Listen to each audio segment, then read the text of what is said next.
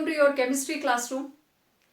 2-3 lecture से chemistry class में बुला के हम बायो पढ़ रहे हैं, तो आज कंटिन्यू करते हैं बायोमोलिक्यूल्स को और बात करने जा रहे हैं हम न्यूक्लिक एसिड्स के बारे में। As the name indicates, these are acids which live in nucleus, right. तो वो acids which are found in nucleus, ठीक, उन्हें हम क्या बोलेंगे? Nucleic acids. तो देखिए, कोई भी लिविंग सेल है, एक जनरेशन से नेक्स्ट जनरेशन में जो भी इंफॉर्मेशन ट्रांसमिट होगी, that is through the nucleus of that living cell. Nucleus of living cell is responsible for transmission of heredity from one generation to next. और वो particles जो न्यूक्लियस के अंदर रहते हैं, the particles present in nucleus of cell and responsible for transmission of inherent characters are called chromosomes। मैंने chapter की beginning में आपको बताया था, उन्हें हम बोलते हैं क्रोमोसोम्स। और ये किससे बने होते हैं? Chromosomes which are made up of proteins combined with biomolecules known as nucleic acids। तो क्रोमोसोम्स को बनाने के लिए न्यूक्लिक एसिड भी चाहिए और प्रोटीन्स भी चाहिए। तो हमारा फोकस आज के लेक्चर में होगा न्यूक्लिक एसिड्स के बारे में, क्योंकि प्रोटीन्स की डिटेल आप बहुत अच्छे से प्रीवियस लेक्चर के अंदर पढ़ के आए हो। Okay, so nucleic acids, these are biologically important polymers which are present in all living sales.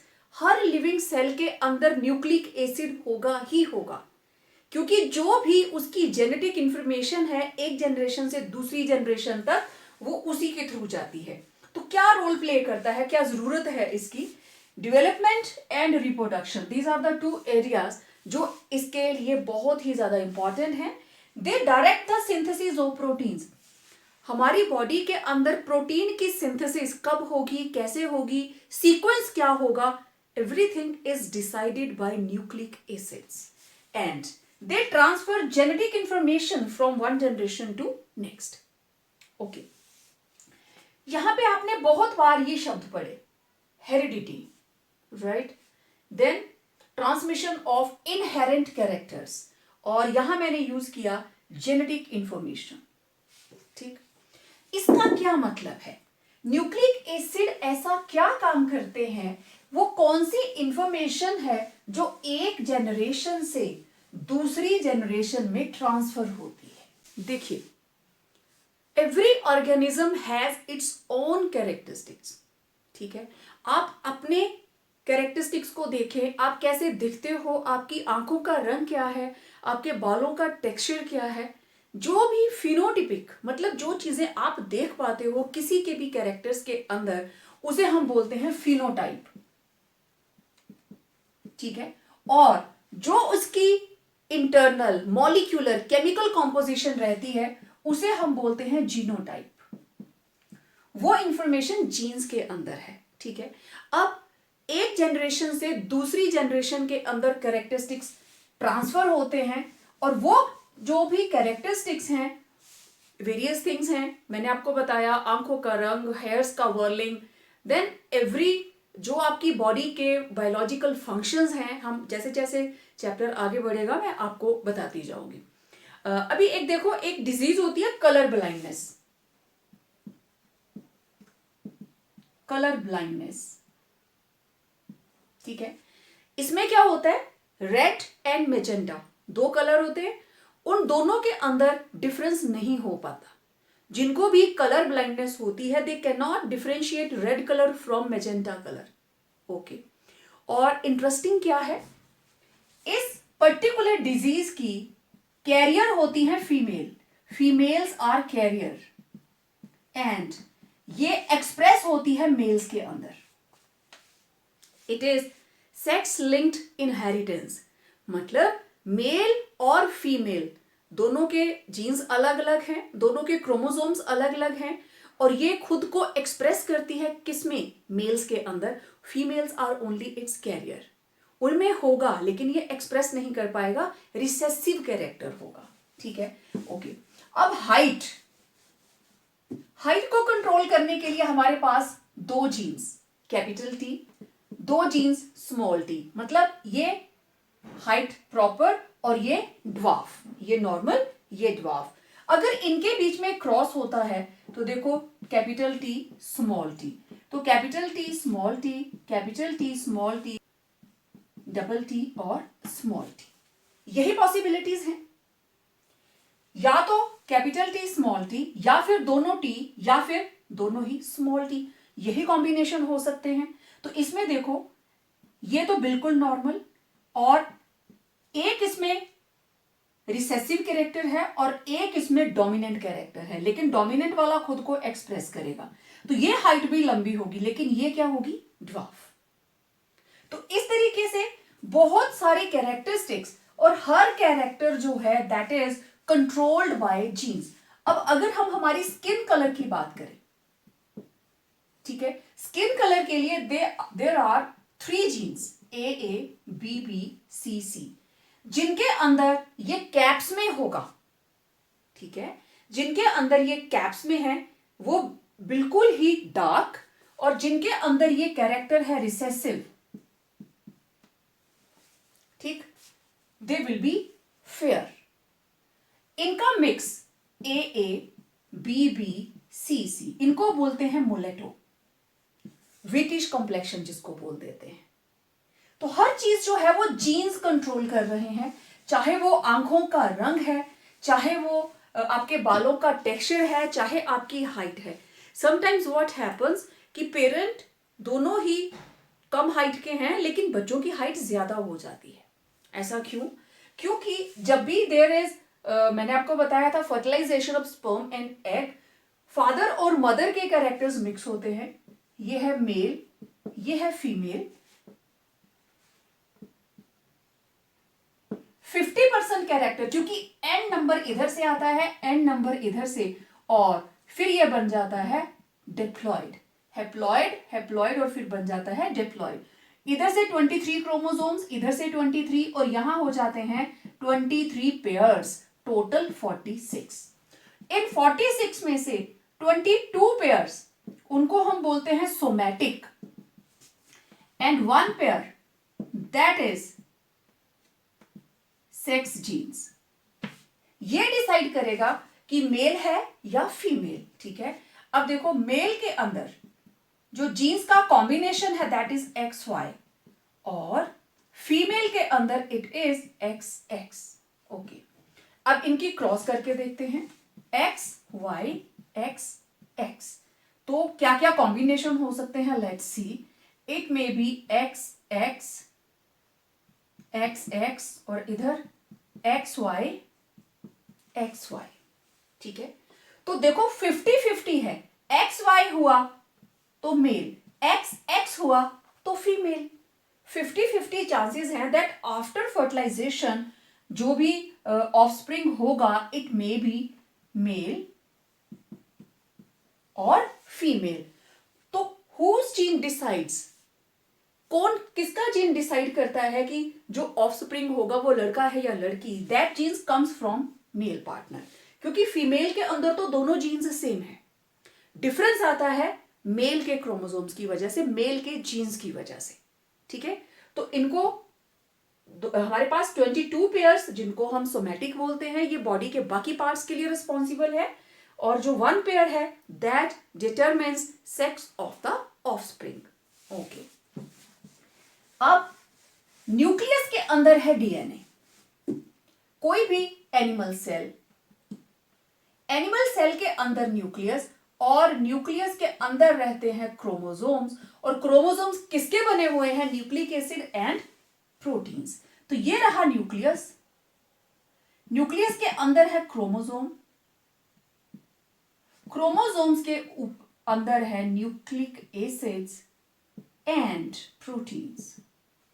अब ये जो न्यूक्लिक एसिड है इसके अंदर सारी इंफॉर्मेशन होती है, जितने भी जीन्स, एजिंग वाले जीन्स, ठीक है, हम जैसे जैसे ग्रो करते हैं हमारी एज भी जीन्स के द्वारा ही कंट्रोल की जाती है।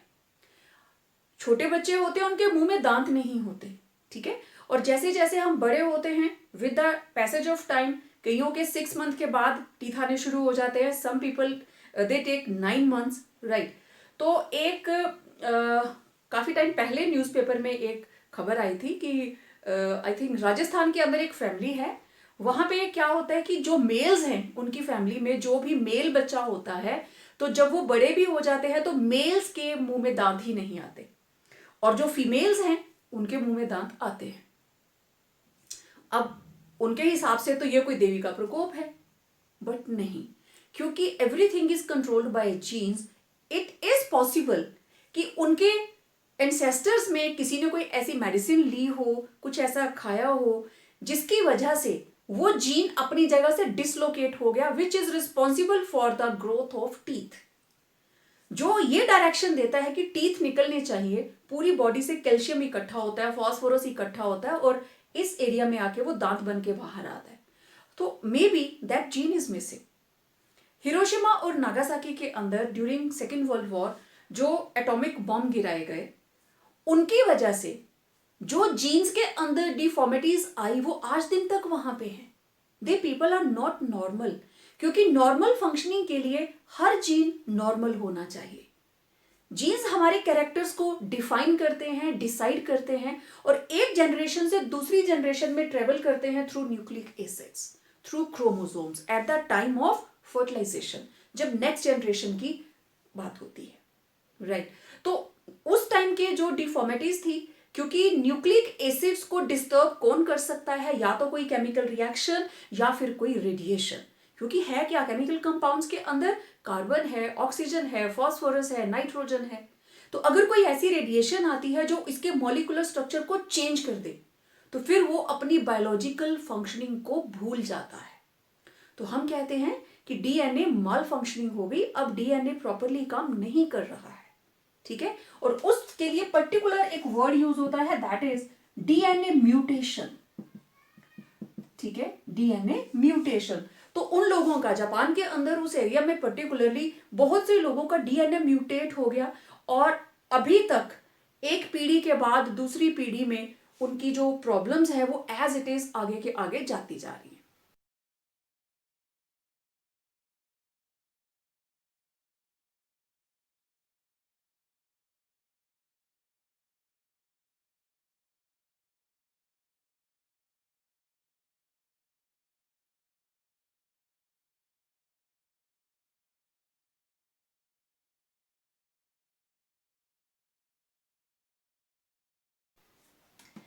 म्यूटेशन के ऊपर based x series, x man series, आपने हॉलीवुड मूवी देखी होगी। वो उसके यहाँ से आयरन के नेल्स निकलते हैं, और काफी सारे लोग हैं उसमें म्यूटेंट्स, ठीक है, म्यूटेंट्स हैं बट विथ स्पेशल पावर्स। तो वो म्यूटेशन किस चीज में करते हैं, जीन्स के अंदर। तो बहुत सारी साइंस की फिक्शन वाली मूवीज हैं जिसके अंदर डीएनए की म्यूटेशन के बारे में बात की होती है।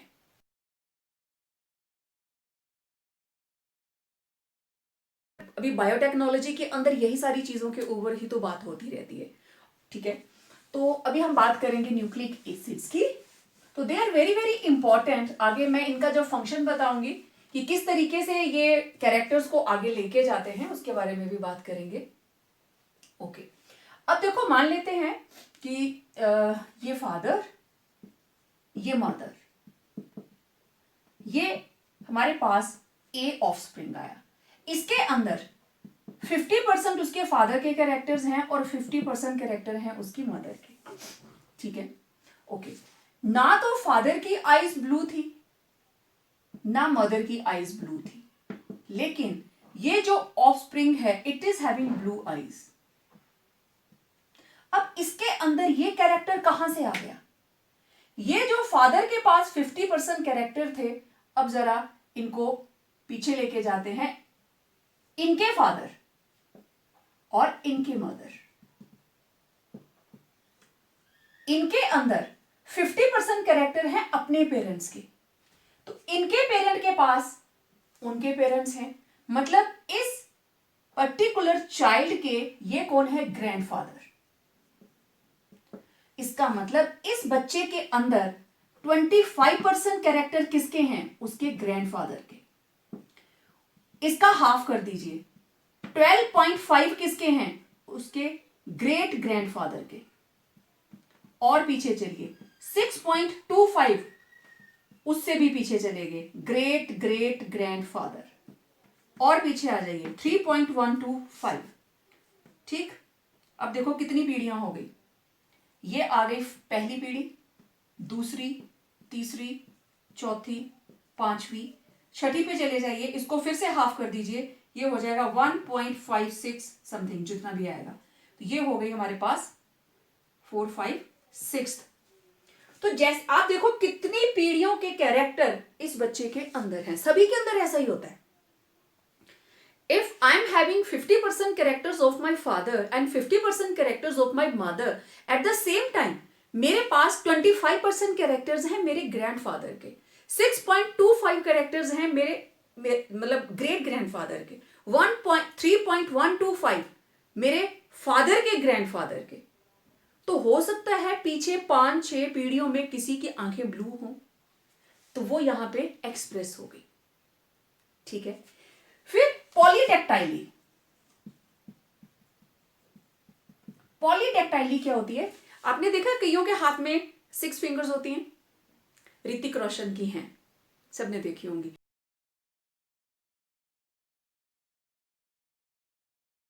लेकिन ऋतिक रोशन के फादर राकेश रोशन की तो नहीं है, उनकी मदर की भी नहीं है, उनके दादा और दादी की भी नहीं है, बट हु नोज, उनके पीछे 5-6-7 पीढ़ियों में किसी की पॉलीडेक्टाइली जरूर होगी, 6 फिंगर्स होंगी, जो अब जाके खुद को एक्सप्रेस कर गई।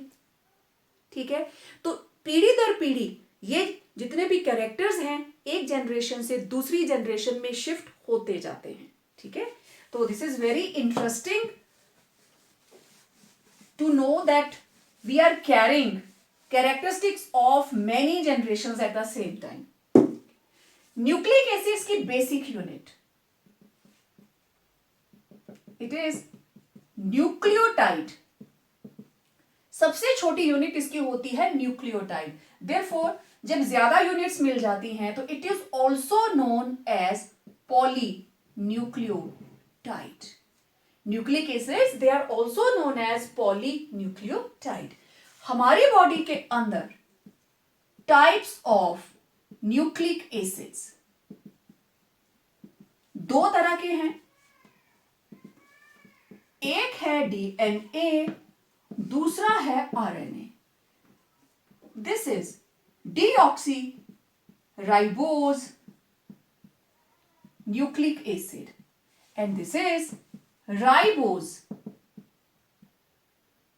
Nucleic acids. ठीक है, डीऑक्सीराइबोज मतलब 1 oxygen less than ribose sugar.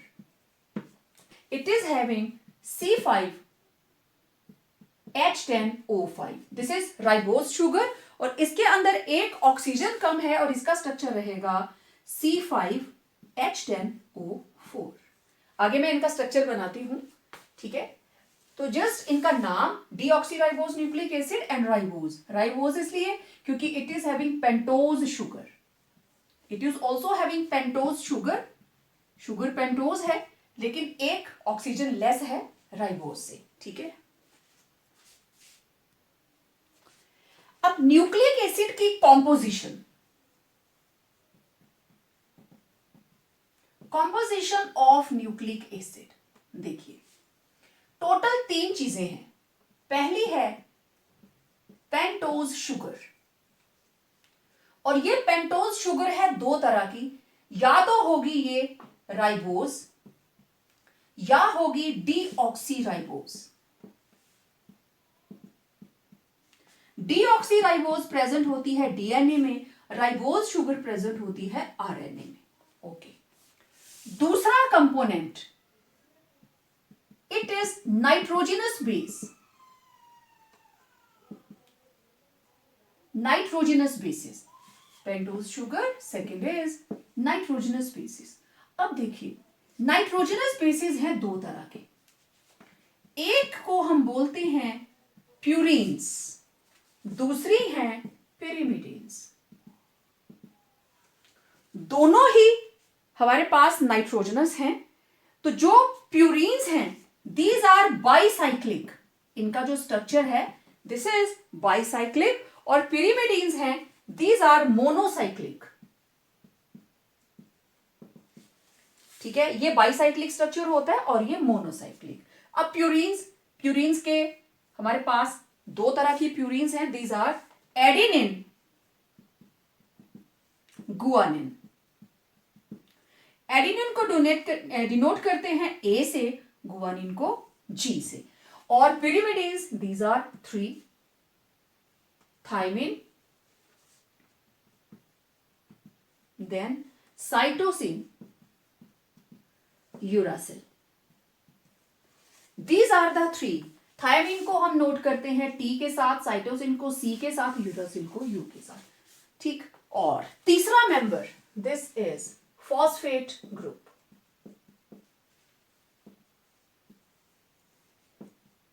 P double bond O, O negative, O negative, O negative. This is phosphate group. PO4 3 negative. तो टोटल ये 3 चीजें हैं, इन्हीं से मिलकर हमारे पास न्यूक्लिक एसिड्स बनते हैं। अब मैं एक एक करके थोड़ी थोड़ी डिटेल आपको बताती हूं कौन सी चीज किसके साथ कैसे जुड़ेगी। तो ये ओवरऑल व्यू है डीएनए के अंदर क्या क्या है। अब देखिए, सबसे पहले हम बात करेंगे पेंटोज शुगर की। पेंटोज शुगर को हम ऐसे ही डिनोट करते हैं, दिस इज कार्बन नंबर 1 2 3 4, और ये रही हमारे पास कार्बन नंबर 5। ठीक है, H OH H OH और इधर OH H। ठीक है, सो दिस इज, ये ऊपर है ना beta ribose sugar, this is beta और D, beta D ribose sugar. और यहां पे नंबर 2 के ऊपर, यहां ऑक्सीजन है ना, यहां नंबर 2 की ऑक्सीजन हट जाएगी, बाकी सारा structure same. This is beta D, और मैं यहां लिख दूंगी 2 का मतलब कि 2 के ऊपर ऑक्सीजन नहीं है, deoxy ribose sugar. Simple.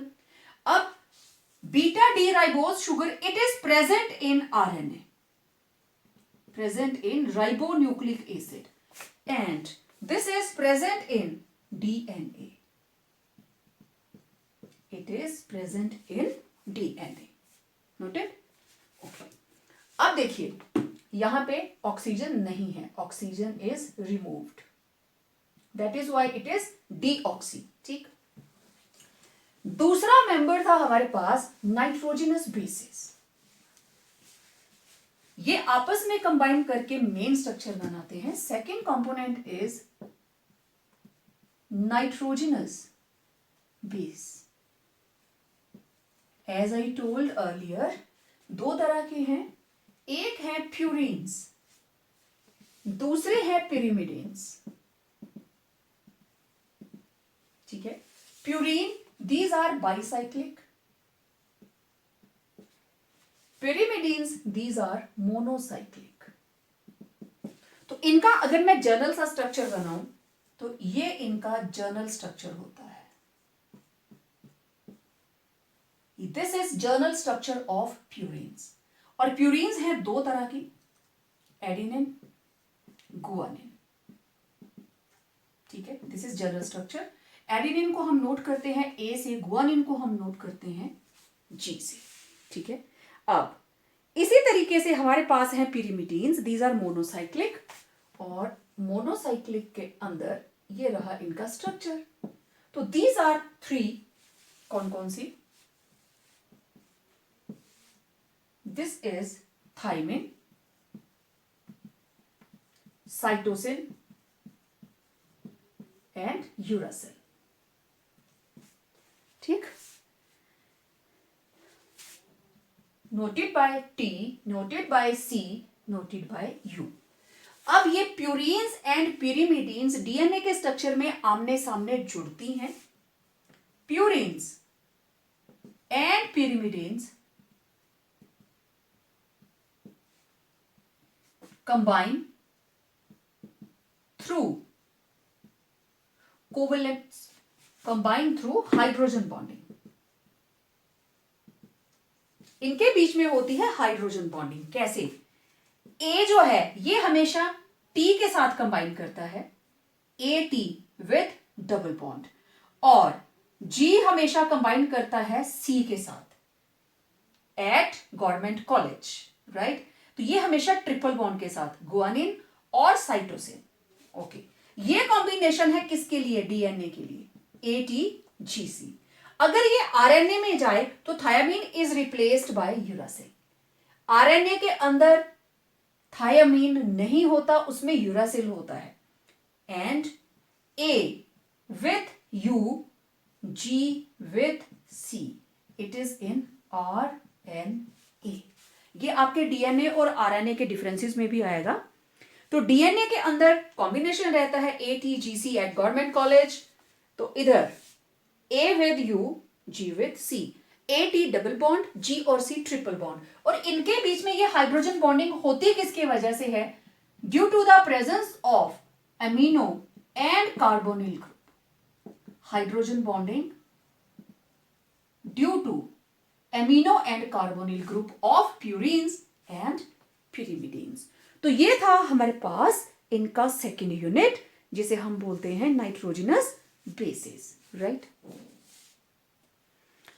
Phosphate group, it is responsible for linkage in nucleic acids, इनको आपस में जोड़ने के लिए, और ये रहता है फॉस्फेट ग्रुप. डन. तो ये थी कॉम्पोजिशन ऑफ न्यूक्लिक एसिड्स. अब देखते हैं ये कंबाइन कैसे करते. ओके, अब देखिए व्हाट इज न्यूक्लियोसाइड. ये सारे एक एक नंबर के क्वेश्चन. And nucleotide. देखो, सबसे पहले एक कंपोनेंट में दूसरा जुड़ेगा. मतलब मेरे पास है पेंटोज शुगर और उसके साथ एक नाइट्रोजनस बेस लग गया कोई भी, तो इसे हम क्या बोलेंगे? This is nucleoside. Simple. Pentose sugar when combines with nitrogenous base, कोई भी nitrogenous base, it is called nucleoside. Okay, तो ये रहा पेंटोज शुगर. मैं इसको S के साथ नोट कर लेती हूं, और इसके साथ लग गया यहां पे नाइट्रोजनस बेस, तो इसको आप क्या बोलोगे? न्यूक्लियोसाइड. अब देखो न्यूक्लियोटाइड.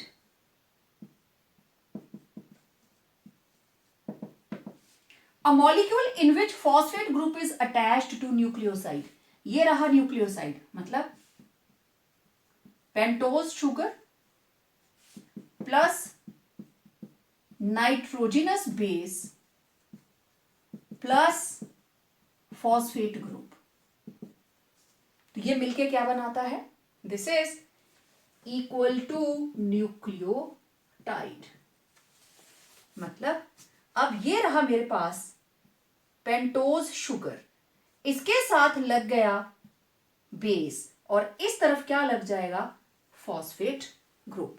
ठीक है, तो यहां से यहां तक दिस इज न्यूक्लियोसाइड, और यहां से यहां तक दिस इज न्यूक्लियोटाइड. समझ आई बात?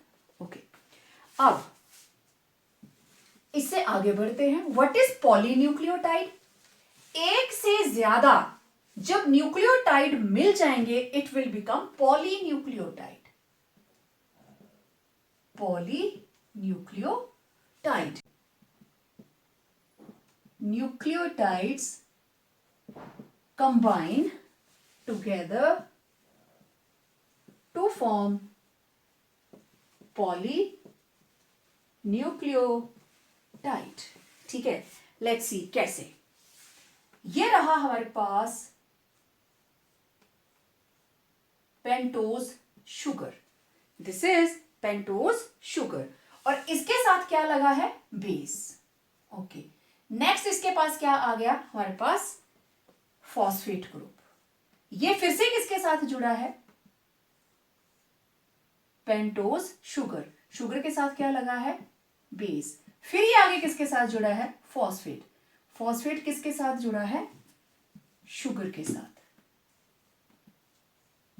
और ये किसके साथ, बेस। फिर आगे क्या आ गया, phosphate group, again there will be pentose sugar, again there will be phosphate group, और इधर क्या होगा, बेस। तो इस तरीके से ये पॉलीमर आगे बढ़ता जाएगा।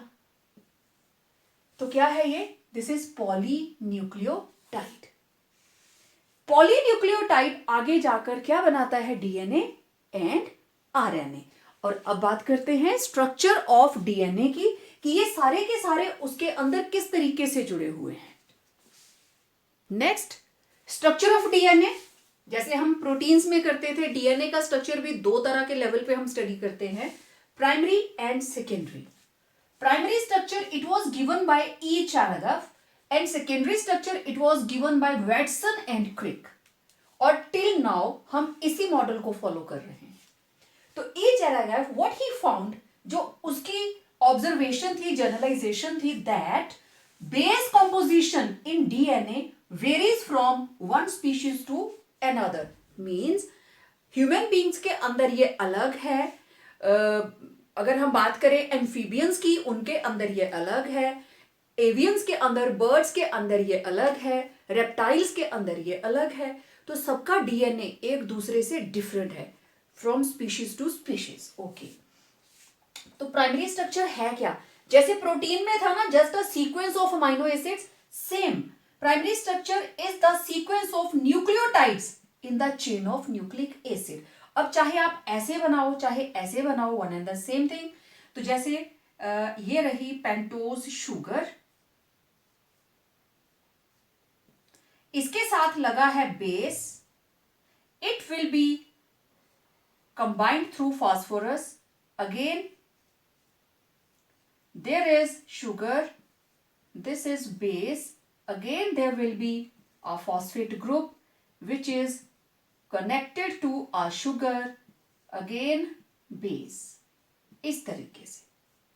so this is sequence of nucleotides, ये रहा एक न्यूक्लियोटाइड, ये रहा दूसरा न्यूक्लियोटाइड, और तीसरे न्यूक्लियोटाइड को भी कंप्लीट कर देते हैं, ये रहा तीसरा न्यूक्लियोटाइड, ठीक, बेस शुगर फॉस्फेट ग्रुप, तो ये मिलके बनाता है nucleotide.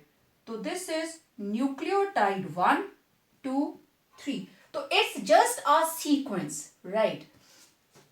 Secondary, it is three dimensional structure given by Watson and Crick on the basis of X ray diffraction, और ये है डबल हेलिकल स्ट्रक्चर, जिसमें दो strand, both strands are held together by hydrogen bonding, ठीक है। मैं अब इसकी थोड़ी सी डिटेल आपको एक्सप्लेन करती हूं।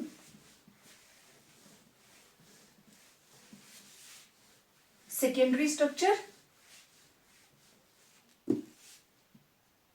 Secondary structure double helical. Okay, पहले मैं इसका जर्नल बनाती हूं, फिर आपको बताती हूं डबल हेलिकल कैसे। जर्नल स्ट्रक्चर, ये रहा एक स्ट्रैंड, मैं इधर को बनाऊंगी शुगर, बेस में अभी लिखती हूं इधर phosphate, sugar phosphate, sugar phosphate, sugar phosphate, इस तरीके से चलता जाएगा, ठीक है। अब यहां मैंने लगा दिया ए, यहां मेरी मर्जी है, मैंने लगा दिया G, let it be C, okay C ले लेते हैं, and let it be T. अब देखो ए के सामने कौन आएगा, टी, तो ये वाला स्ट्रैंड आप ऐसे बनाओगे, जी के सामने सी, ठीक है, सी के सामने जी, अगेन टी के सामने ए,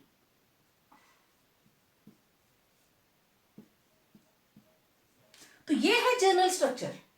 ये एक न्यूक्लियोटाइड पॉलीन्यूक्लियोटाइड, ये दूसरी पॉलीन्यूक्लियोटाइड, और दोनों स्ट्रैंड, ठीक है, ये रहा वन स्ट्रैंड,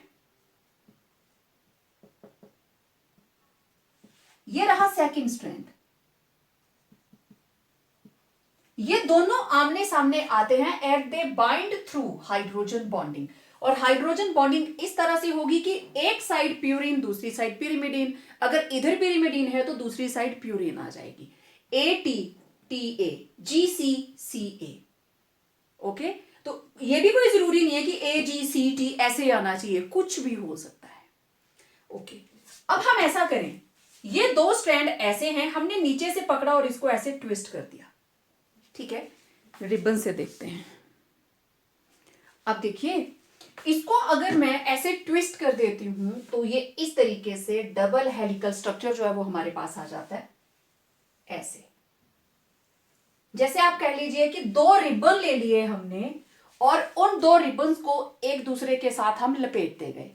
अब ये तो स्केलेटन, ये जो लाइन आप देख रहे हो वो उसमें क्या है, ये sugar, phosphorus, sugar, phosphorus, sugar, phosphorus, sugar, phosphorus.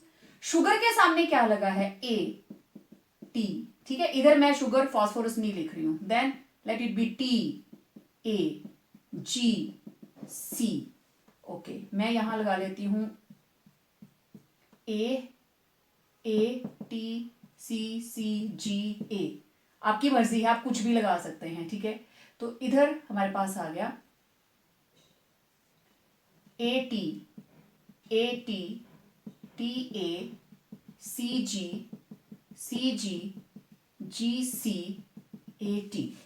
ठीक है, आप इसको पूरे को कंप्लीट कर सकते हो। Late it B 2 times C लिख लीजिए, AAT।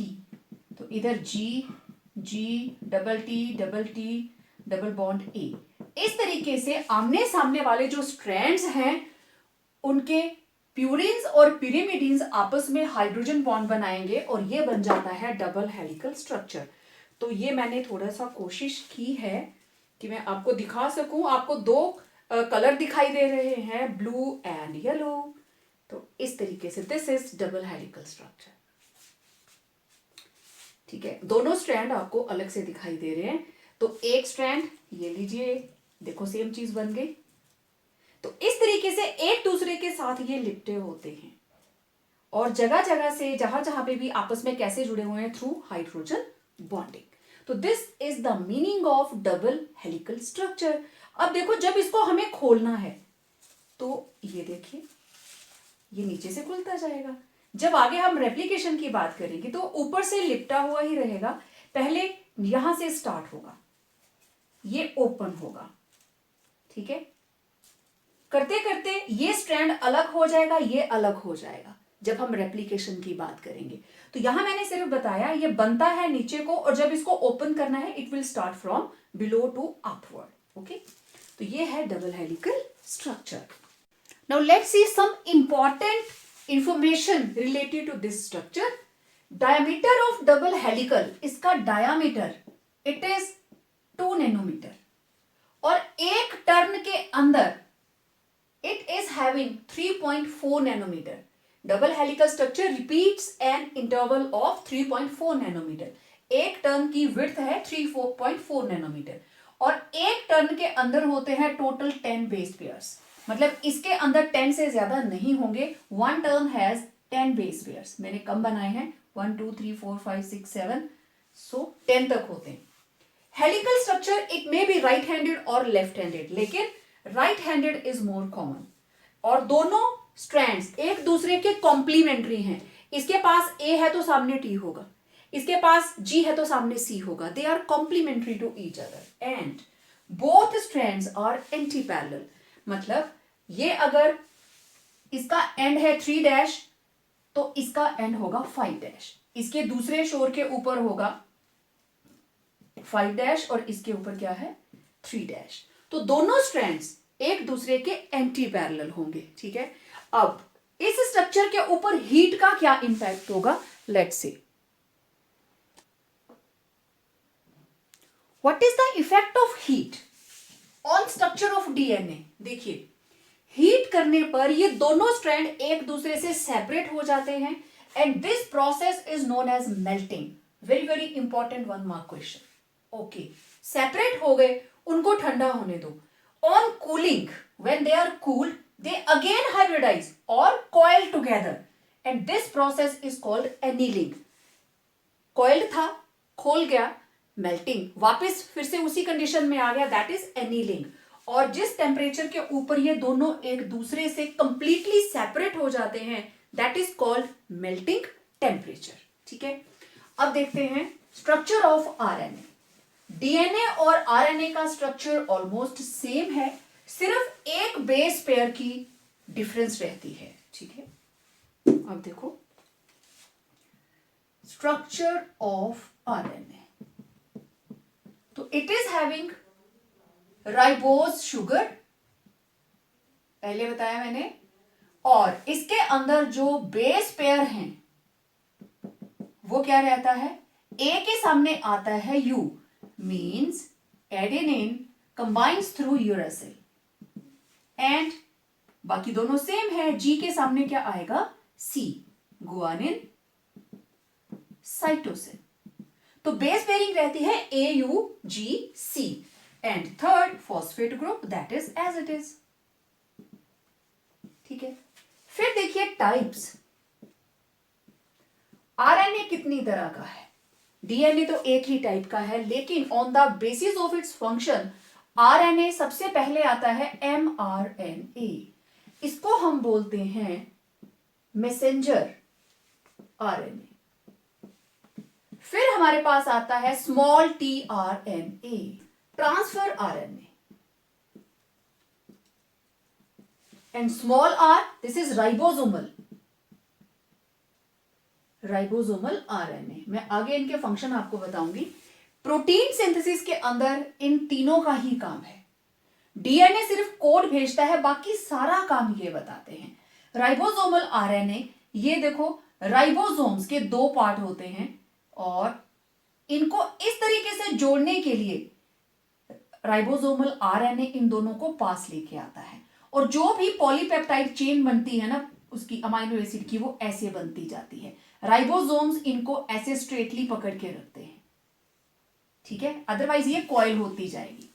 तो राइबोसोमल आरएनए वो आरएनए जो राइबोसोम्स के अंदर प्रेजेंट है, that is ribosomal RNA. Now biological functions of nucleic acids, they have to do two main functions, replication and protein synthesis. What is replication? Replicate करना means duplicate बनाना. तो it is the property of a molecule to synthesize another molecule, and DNA has unique property to replicate or duplicate itself. इसका मतलब it brings about the synthesis of another DNA molecule. और ये reaction one step नहीं होती है, it is an enzyme catalysed process. ठीक है, आपने देखा था कि ये इस तरीके से डबल हेलिकल स्ट्रक्चर. ठीक है, तो सबसे पहले मैंने आपको बताया था डाउनवर्ड ये कॉइल खुलना शुरू हो जाती है. ठीक है, ये जुड़ा हुआ था, अब ये प्रोसेस ये ऐसे खुल गया, और इधर से रेप्लिकेशन होनी स्टार्ट होती है. मतलब अगर यहां है ए टी ए जी सी, तो इस और क्या था, सी के सामने जी, जी के सामने सी, ए के सामने टी, टी के सामने ए, और ए के सामने टी. ये ऐसे थे जब साथ साथ में थे. अब ये ऊपर को जा रहा है, तो इसके ऊपर क्या आएगा, ए के सामने टी, टी के सामने ए, ऐसे ये बढ़ता जाएगा. ठीक है, इस तरीके से ये इंक्रीज होता जाएगा ऊपर तक, और ये कॉइलिंग जो है वो खुलती जाएगी. ठीक है, जैसा मैंने आपको इसमें बताया था ये चीज है. तो इधर से इस तरीके से ये ओपन हो गया. ठीक है, इस तरीके से ओपन हो गया, और करते करते ये कॉइल्स खुलते जाते हैं, और ये दोनों स्ट्रैंड एक दूसरे से अलग हो जाते हैं. They will separate from one another.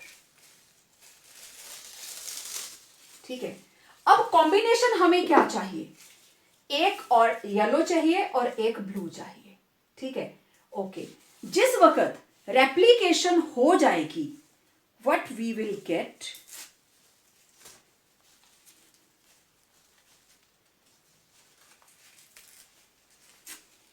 अब आप देखना, हमने स्टार्ट किससे किया है, इनसे.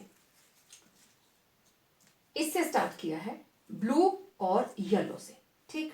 ओके, मैं इसको हटाती हूं और रेप्लिकेशन को हम थोड़ा सा ब्रॉडली करके देखते हैं।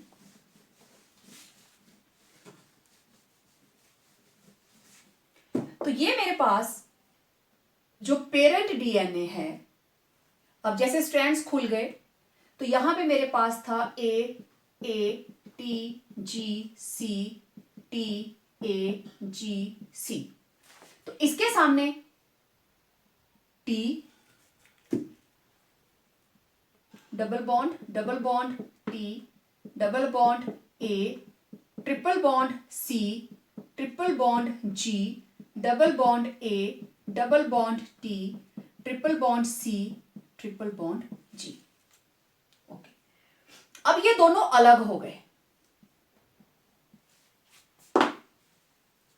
ओके, मैंने ब्लू लिया है इस और येलो लिया है इस और, ठीक। अब ये दोनों ही यहां पहुंच गए, इधर ब्लू और इधर येलो। तो ये वाला स्ट्रैंड देखो क्या लिखा उस पे, A T G C T A G सी, और इधर वाले स्ट्रैंड्स पे क्या, इस जो इधर वाला स्ट्रैंड है उस पे क्या लिखा है, T T A C G A T C और जी, ठीक है। अब जो इसके सामने आएगा स्ट्रैंड, उसमें ए के सामने क्या आएगा, टी, ए के सामने टी, टी के सामने ए, जी के सामने सी के सामने जी, टी के सामने ए के सामने टी, जी के सामने सी के सामने जी। ओके, इस और देखते हैं, इस स्टैंड पे क्या आया, A T G C T A G सी। बताओ क्या फर्क है तीनों में कोई?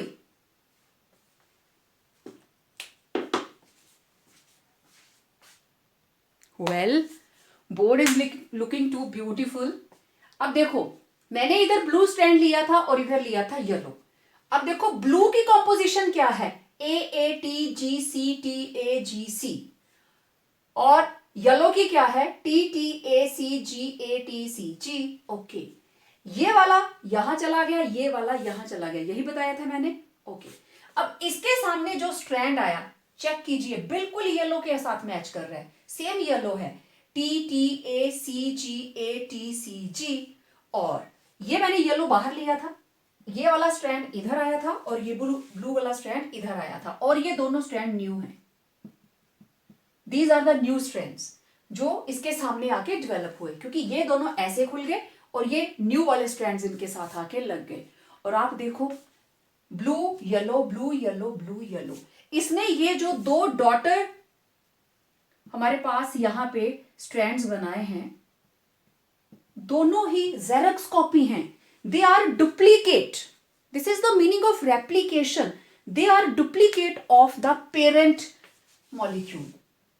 This was the parent molecule. Parent molecule of DNA ने दो daughter DNA बना दिए, दो daughter DNAs बना दिए, और दोनों एक जैसे हैं।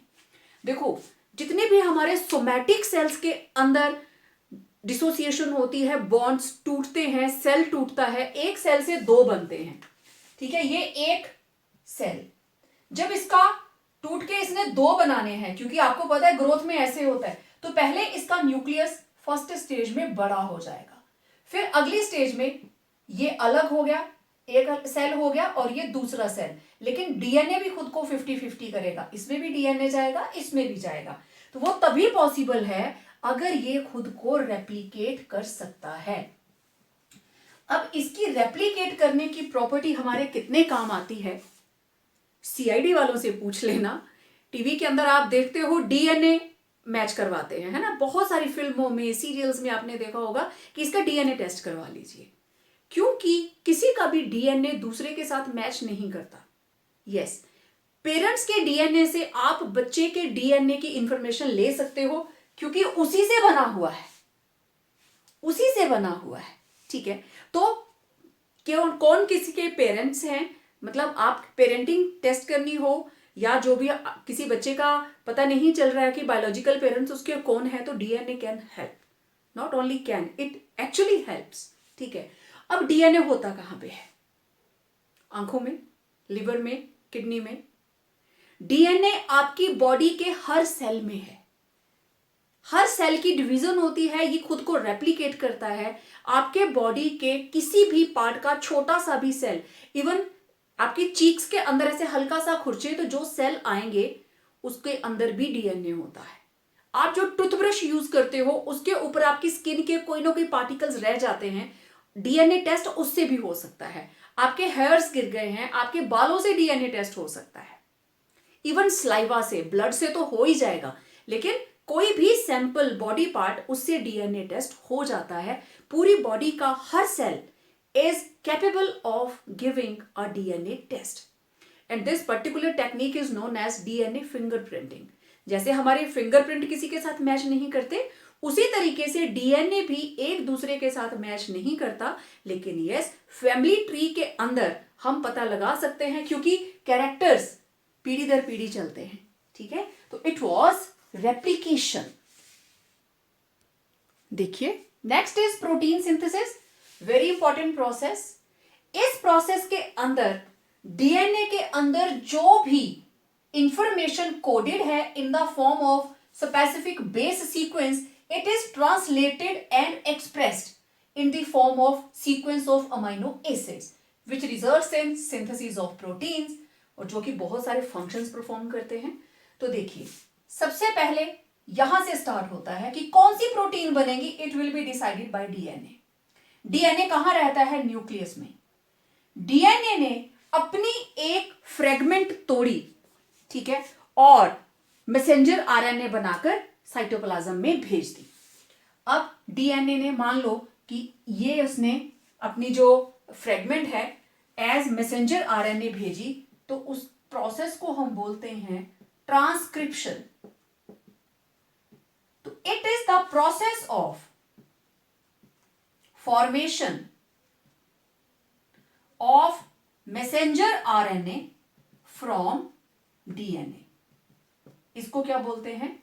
ट्रांसक्रिप्शन। तो डीएनए ने ट्रांसक्रिप्शन की, मैसेंजर आरएनए बना दिया। मैसेंजर आरएनए क्या करता है? It takes the help of ribosomal RNA and transfer RNA, दोनों की हेल्प लेता है और बना देता है प्रोटीन्स। इतना सा प्रोसेस है। डीएनए से बना मैसेंजर आरएनए, और इस प्रोसेस को बोलते हैं transcription. Okay, messenger RNA help लेता है राइबोसोमल आरएनए और ट्रांसफर आरएनए की टू फॉर्म प्रोटीन्स, और इस प्रोसेस को, ये जो एरो है, this process is known as translation. ये एक एक नंबर के क्वेश्चन है। तो process of synthesis of protein by messenger RNA with the help of ribosomal RNA and transfer RNA. This is known as translation. अब protein synthesis की कुछ और इंपॉर्टेंट बातें हैं। एक सेकंड में 20 अमाइनो एसिड्स आर एडेड, और एग्जांपल आपको मैं दूं, fibroin protein, it is a main component of silk, natural silk. तो एक सिंगल फाइब्रोइन जीन जो है वो बनाता है 10⁴ कॉपीज ऑफ मैसेंजर आरएनए। ठीक है, एक जीन ने बनाई इतनी कॉपीज, इसने आगे बनाए 10⁵ molecules of protein. Each messenger RNA produces 10⁵ molecules of fibroin protein. दोनों को मल्टीप्लाई करो, इसका मतलब टोटल इतनी प्रोटीन 10⁹ पर सेल, एक सेल में बनती हैं, और how many days? Only in 4 days. तो आप देख सकते हो ये प्रोसेस कितना कॉम्प्लेक्स है और कितना इंटरेस्टिंग है। अब देखिए, प्रोटीन बनाने के लिए how many amino acids? 20, and how many base pairs? 4. कौन कौन से? जो आरएनए में होंगे. These R A U G सी. ये चारों को 20 अमाइनो एसिड्स को पहचानना है और उनको एक चेन में लगाना है. तो 4 के साथ 20 कैसे काम करेंगे?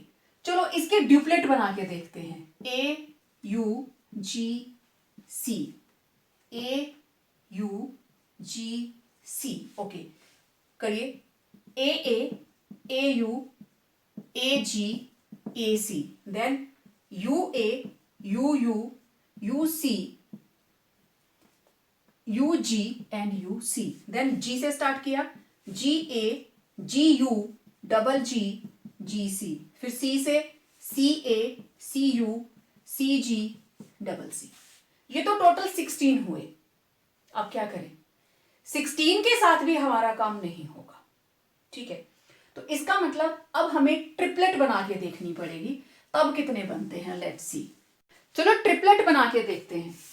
तो तीनों साइड मैंने ए यू जी सी लिख दिया, राइट. अब देखो, मैं एक कॉलम कंप्लीट करूंगी. पहले आप इसका फर्स्ट, इसका फर्स्ट, उसका फर्स्ट, इसका फर्स्ट, इसका फर्स्ट, उसका सेकंड, इसका फर्स्ट, इसका फर्स्ट, उसका थर्ड. ठीक है, सीक्वेंस देखते जाइए. अब देखिए, जो ए वाले आएंगे वो हम यहां लिखेंगे. ठीक है, लिखे. A A A A A A, then A U A U, then A G A C. Next A U G A U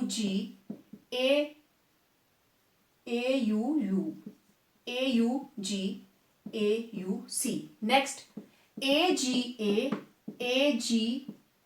you A G C. Next A C U A C C. Start from U. You will get U A U A U A G U A C. Next U A U G U C. Next U G A U G U G C. Next U C A U C G U C C. Clear? इस तरीके से आप ये पूरा complete कर सकते हैं. अब जी से स्टार्ट करेंगे तो G A U G A C. सी से स्टार्ट करेंगे तो C A U, देखो ये कॉमन रहता है, ए यू जी सी, है ना. अब इधर जी और यू, जी यू, ये सेम. फर्क क्या पड़ा? ए यू जी सी. आगे सी यू कॉमन 4 बार, और इधर आया ए यू जी सी. ऐसे ही इधर से है double G common, A U G C. Next C G A U G C. Now इधर जी सी और इधर ए यू जी सी, ये चारों लग जाएंगे. देन लास्ट में है सी ए सी ए यू जी सी. तो टोटल कितने हो गए? 4 जा 16, तो 16 4 जा 64. काउंट कर लीजिए. टोटल देयर आर 4 8 12 16 ब्लॉक्स हैं हमारे पास.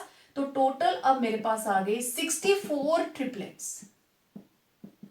तो ये जो ट्रिपलेट है, it is known as, this triplet is known as genetic code.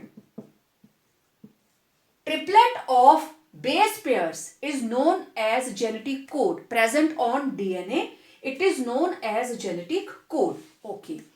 अब मैं एक आपको बताती हूं, AUG. This is the starting base pair.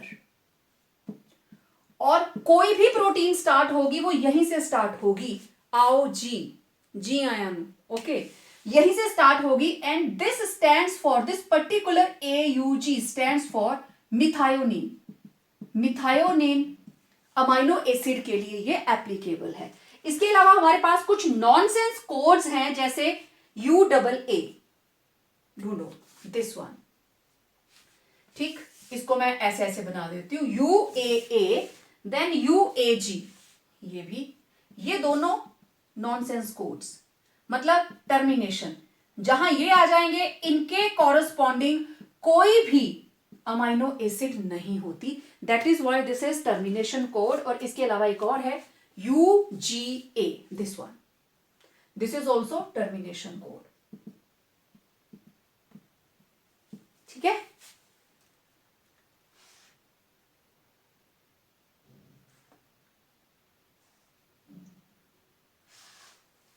So 20 amino acids के लिए 64 हमारे पास बेस पेयर्स हैं, उनमें से ये है मिथायोनिन के लिए, और 3 हमारे पास आ गए नॉनसेंस कोड्स, ठीक है। अब इनके साथ चलते हुए जिस तरीके से भी जो बेस पेयर आता जाएगा अमाइनो एसिड उसके कॉरेस्पॉन्डिंग उसके ऊपर आगे लगता जाएगा। कुछ एक अमाइनो एसिड्स के लिए एक से ज्यादा ट्रिपलेट्स हैं, क्योंकि 20 अमाइनो एसिड्स है ना, तो क्वाइट ऑब्वियस किसी के लिए 3 होंगी, किसी के लिए 4, किसी के लिए हो सकता है 1 ही हो। अब देखो प्रोटीन सिंथेसिस कैसे प्रोसीड करती है। ये था डीएनए, डीएनए के ऊपर लगा है, लेट इट बी ATGCCATAGC,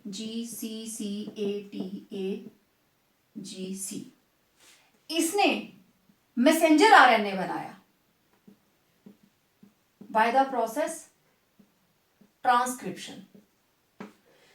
तो मैसेंजर आरएनए कैसे बनेगा, ए के सामने क्या आएगा, अब U, T के सामने क्या आएगा, A, G के सामने C के सामने G, A, T, सॉरी,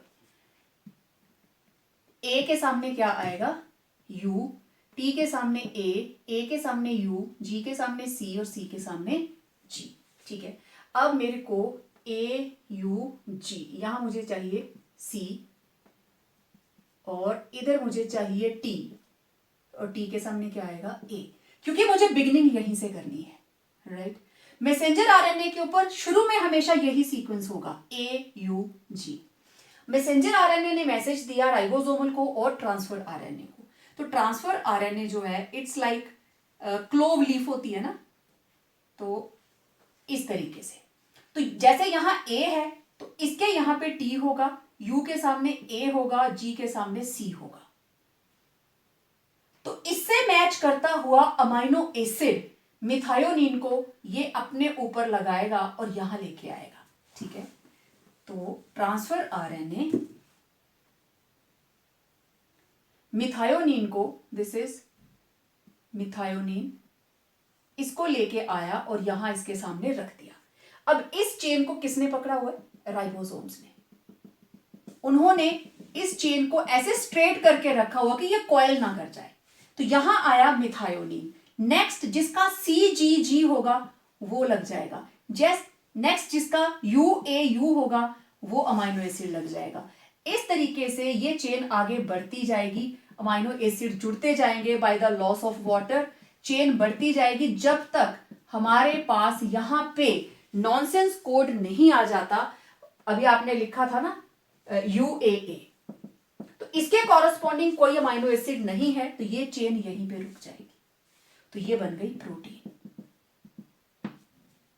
इस तरीके से होती है प्रोटीन सिंथेसिस, और ये वाला जो प्रोसेस हुआ दिस इज कॉल्ड ट्रांसलेशन, ठीक, सिंपल। तो ट्रिपलेट जो है AUG, CGG, ये जो डीएनए के ऊपर ट्रिपलेट्स हैं, these are known as genetic code, इसे बोलते हैं जेनेटिक कोड। तो प्रोटीन सिंथेसिस का कोड किसके पास होता है, डीएनए के पास, लेकिन काम कौन करते हैं, आरएनएस, ठीक है। So very important, actually proteins are synthesised by various RNAs, messenger RNA, ribosomal RNA, transfer RNA, but message for the synthesis of a particular protein it is coded in DNA। अब देखते हैं differences between DNA and RNA. Next, differences between DNA and RNA. Let's see. DNA, it occurs mainly in the nucleus. और RNA कहाँ होता है? It occurs in the cytoplasm of the cell. DNA का structure है double standard alpha helical, जिसमें दोनों strands एक दूसरे के साथ स्पाइरली कॉइल होते हैं but in opposite direction.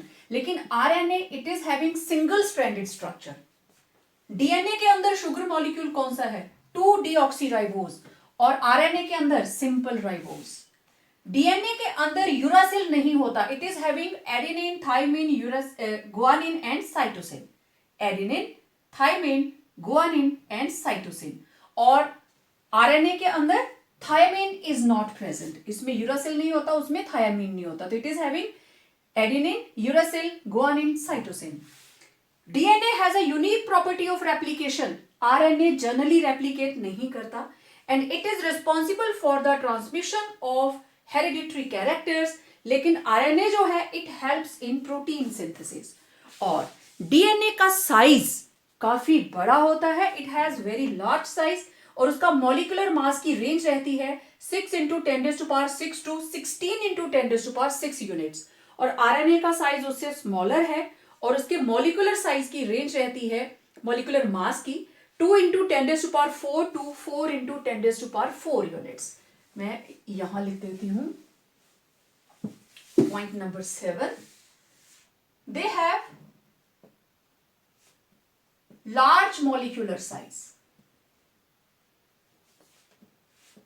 With molecular mass in the range of, ये है हमारे पास 6 into 10⁻⁶ to 16 into 10⁻⁶ यूनिट्स. इसी तरीके से RNA के अंदर these are much smaller.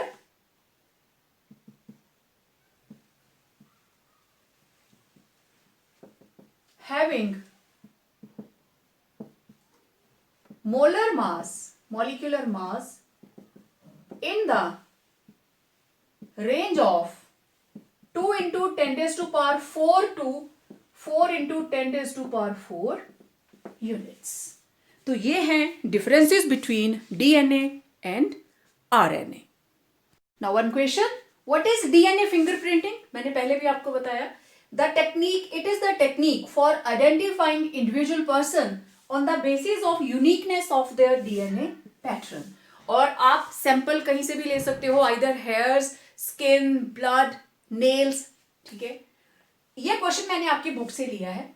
What will be the sequence of bases on strand of DNA that would be complementary to strand having following sequence. ये sequence दिया हुआ है, आपको बताना है इसका कॉम्प्लीमेंट्री जो स्ट्रैंड बनेगा DNA का. Mind it, it is of DNA not RNA. तो उसका सीक्वेंस क्या होगा? ओके, ये आपको गिवन है. तो आंसर क्या आएगा? ए के सामने क्या आना चाहिए? जी सर, ए के सामने क्या आना चाहिए? Eight government college. ए के सामने टी. ठीक है, ए के सामने टी, टी के सामने ए, सी के सामने जी, जी के सामने सी, टी के सामने ए के सामने टी, जी के सामने सी के सामने जी, और जी के सामने सी, और सी के सामने जी. तो ऐसे सिंपल सिंपल से हमारे पास क्वेश्चंस आते हैं पेपर में. आप हाइड्रोजन बॉन्डिंग नहीं भी बनाएंगे तो चलेगा. ये तो मैंने जस्ट वैसे ही कि आमने सामने रहे उसके लिए बना दी. ठीक है, तो जितना मुझे लगता था कि न्यूक्लिक एसिड्स के बारे में मैं आपको जानकारी दे सकती हूँ, I tried my level best. फिर भी कोई क्वेश्चन रह जाए तो do write in comment section. I will definitely find the answer and send back to you people. Okay, so it was all about nucleic acids as well as biomolecules. So it was the last lecture of unit biomolecules and I think so कि ये +2 की chemistry का भी last lecture है. Now it's time for revision. अब आपके जो queries रहेंगी मैं वही वीडियो अपलोड करूंगी जो क्वेरीज आपकी तरफ से आएंगी. आप किसी भी वीडियो के ऊपर कमेंट कीजिए. मैं जो भी वीडियो आप देखें, जो चीज़ पता नहीं चलती है, कोई क्वेश्चन मैंने आपको असाइनमेंट में दिया है और आपसे नहीं हुआ है, आप मुझे कमेंट सेक्शन में अपने व्हाट्सएप नंबर के साथ भेजिए. मैं उसको सॉल्व करके आप तक ज़रूर भेजूंगी. और रिक्वायर्ड होगा तो मैं उसका वीडियो बना के उसको अपलोड कर दूंगी। सो आज के लेक्चर में इतना ही। मिलते हैं अब आपकी क्वायरीज को लेकर। Whatever you will ask, मैं वही वीडियो अपलोड करूंगी। Till then, stay home, stay safe, complete your notes and revise the syllabus.